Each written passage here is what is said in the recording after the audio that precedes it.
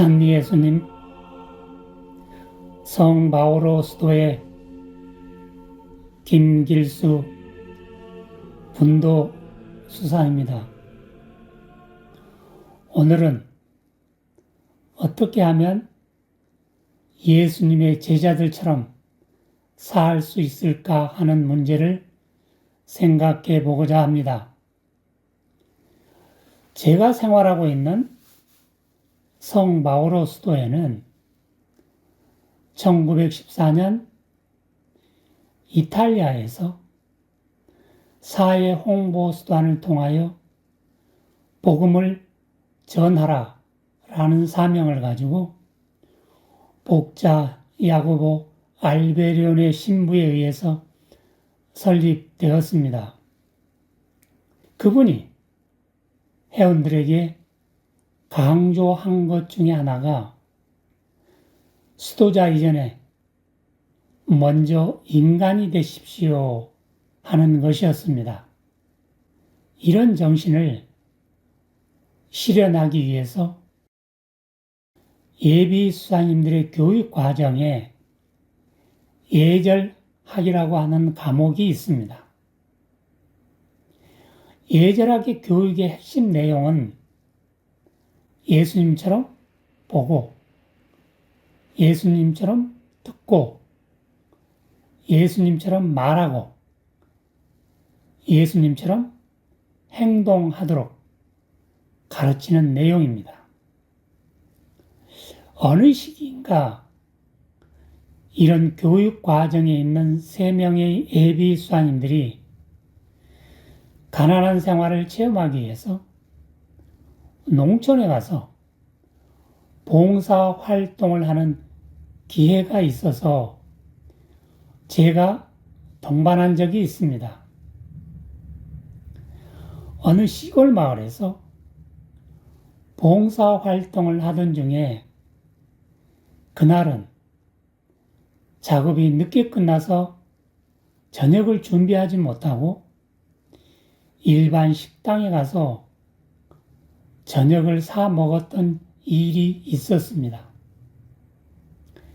식당에서 식사를 마치고 계산을 하려고 하니 식당 주인께서 오늘 식사는 무료로 제공하겠습니다 하면서 저에게 면담을 요청했습니다. 물론 그분은 우리가 수도자인 줄 모르고 있었습니다. 그리고 자리를 옮겨서 대화를 나누었는데 그분의 말씀이 우리들의 식사 과정을 보시면서 젊은 청년들의 언흥을 보고 굉장히 감동했다고 하셨습니다. 저에게 어쩜 그렇게 자식들 교육을 잘 하셨냐고 궁금해 하시면서 저에게는 홍기가 찬 딸이 둘이 있는데 저와 사돈 관계를 맺자고 하는 것이었습니다. 사익감으로 1명만 보내주시면 결혼 비용은 물론이고 신혼집까지 마련해 주시겠다고 하셨습니다. 그래서 저는 호기심이 발동하여 우리는 천주교 집안으로서 예수님을 믿지 않는 가정과는 혼인할 수 없습니다 라고 말씀드렸더니 그분이 말씀하시기를 사익감으로 1명만 보내주시면 자신이 책임지고 딸들과 가족들 모두가 성당에 다니겠습니다 라고 말씀하셨습니다. 그래서 저는 생각해 보겠습니다 하고 그 식당을 나왔습니다. 그러면 우리 수사님들의 언행이 어쨌길래 그분이 그토록 감동하셨을까요?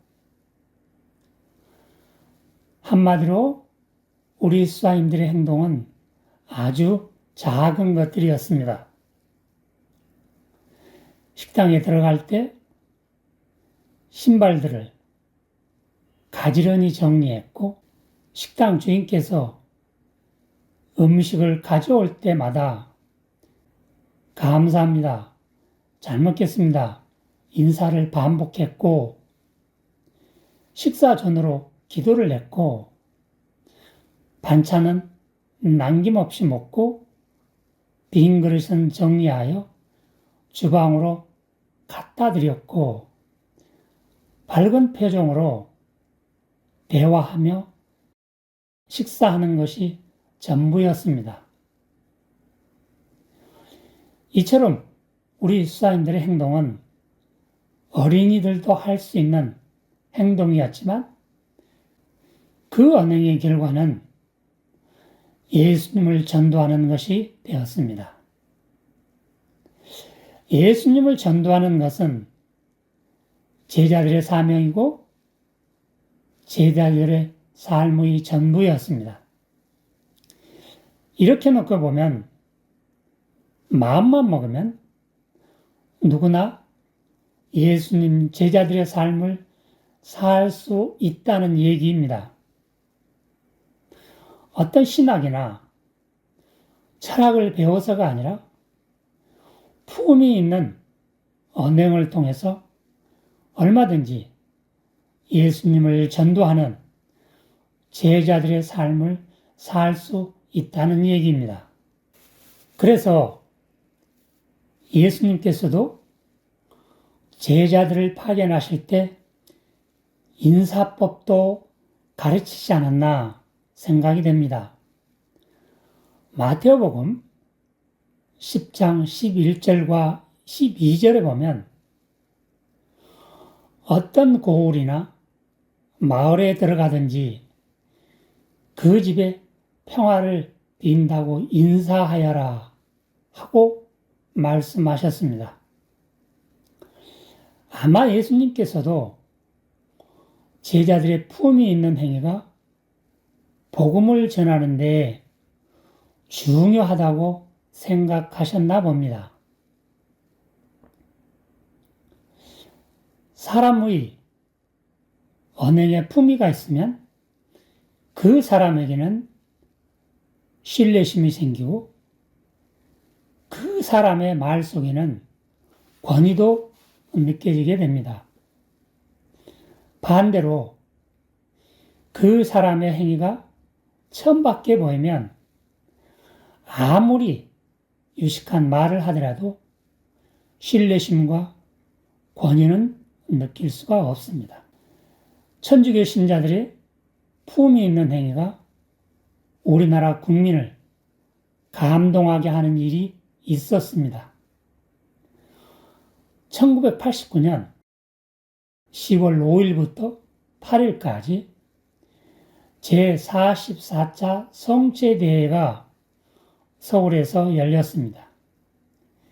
이때 약 80여만 명이 참석을 했는데, 질서 있는 행동은 물론이고 대회가 끝난 자리에는 휴지 한 장 찾아볼 수 없을 만큼 깨끗했습니다.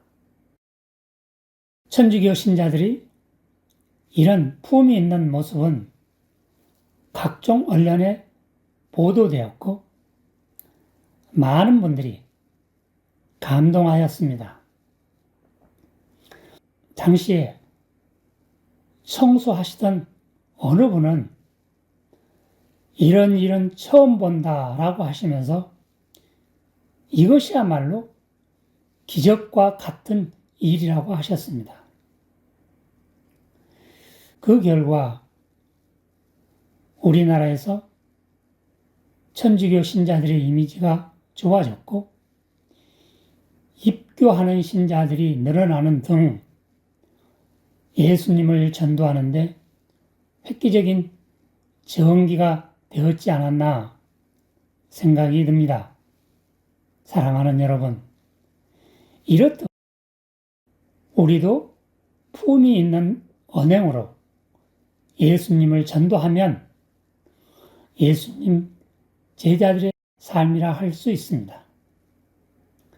그리고 나의 품이 있는 언행에 가장 큰 긍정적인 영향을 받는 사람은 나 자신입니다.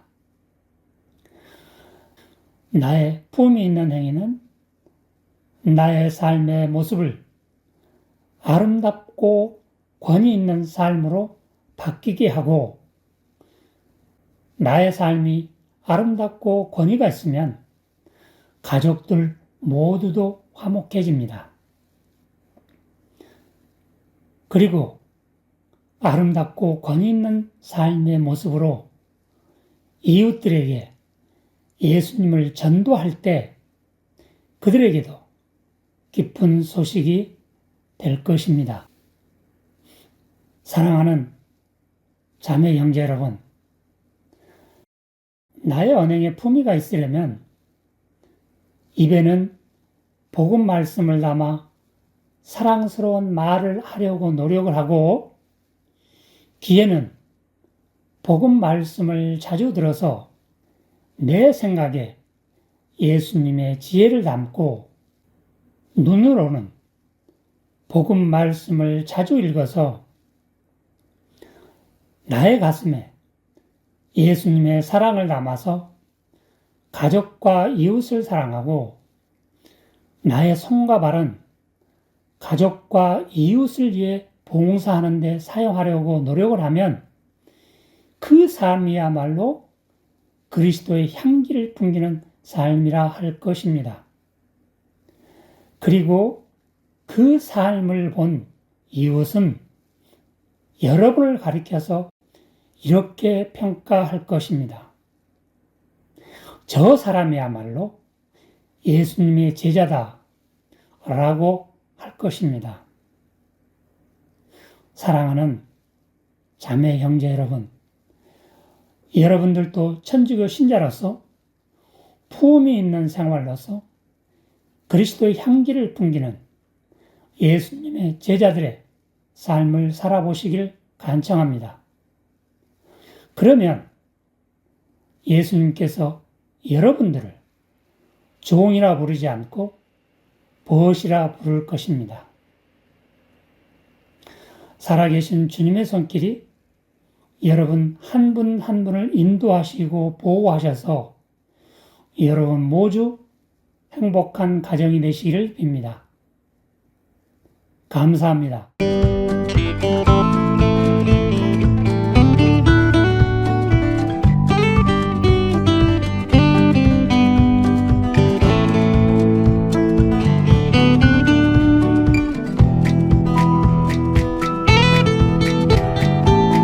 예수님의 제자들 강의 잘 들었습니다.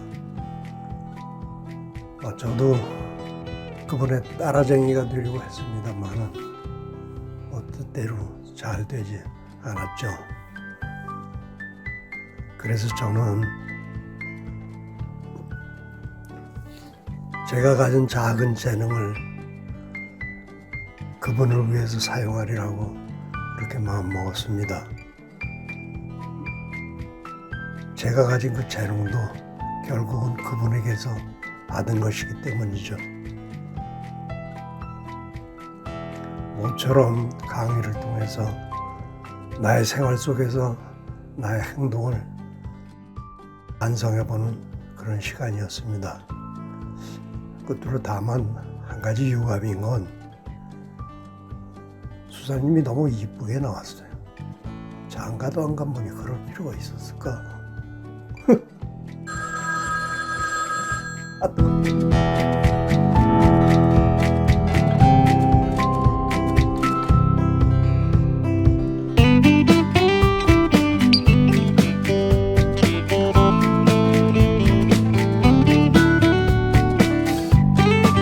참 예수님, 그림 그리는 김복태 요한입니다.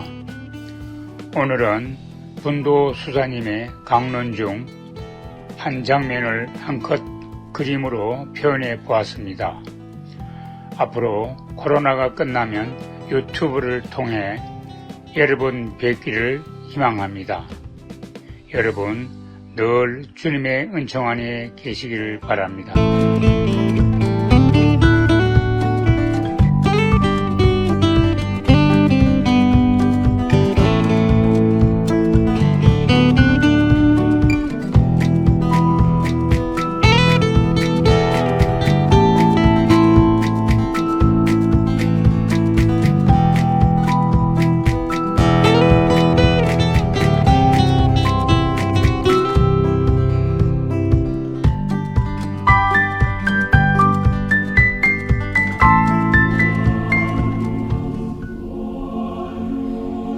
고기잡이 기적. 어부들을 제자로 부르시다. 루카복음 5장 1절에서 11절의 말씀입니다. 예수님께서 겟네사렛 호숫가에 서 계시고 군중은 그분께 몰려들어 하느님의 말씀을 듣고 있을 때였다. 그분께서는 호숫가에 대어놓은 배 2척을 보셨다. 어부들은 거기에서 내려 그물을 씻고 있었다. 예수님께서는 그 2배 가운데 시몬의 배에 오르시어 그에게 못에서 조금 저 나가달라고 부탁하신 다음 그 배에 앉으시어 군중을 가르치셨다. 예수님께서 말씀을 마치시고 나서 시몬에게 이르셨다. 깊은 데로 저 나가서 그물을 내려 고기를 잡아라. 시몬이 스승님, 저희가 밤새도록 애썼지만 한 마리도 잡지 못하였습니다. 그러나 스승님의 말씀대로 제가 그물을 내리겠습니다. 하고 대답하였다. 그렇게 하자 그들은 그물이 찢어질 만큼 매우 많은 물고기를 잡게 되었다. 그래서 다른 배에 있는 동료들에게 손짓하여 와서 도와달라고 하였다. 동료들이 와서 고기를 2배에 가득 채우니 배가 가라앉을 지경이 되었다. 시몬 베드로가 그것을 보고 예수님의 무릎 앞에 엎드려 말하였다. 주님, 저에게서 떠나 주십시오. 저는 죄 많은 사람입니다. 사실 베드로도 그와 함께 있던 이들도 모두 자기들이 잡은 그 많은 고기를 보고 몹시 놀랐던 것이다. 시몬의 동업자인 제베데오의 2 아들 야고보와 요한도 그러하였다. 예수님께서 시몬에게 이르셨다. 두려워하지 마라. 이제부터 너는 사람을 낚을 것이다. 그들은 배를 저어다 무태 태워 놓은 다음 모든 것을 버리고 예수님을 따랐다.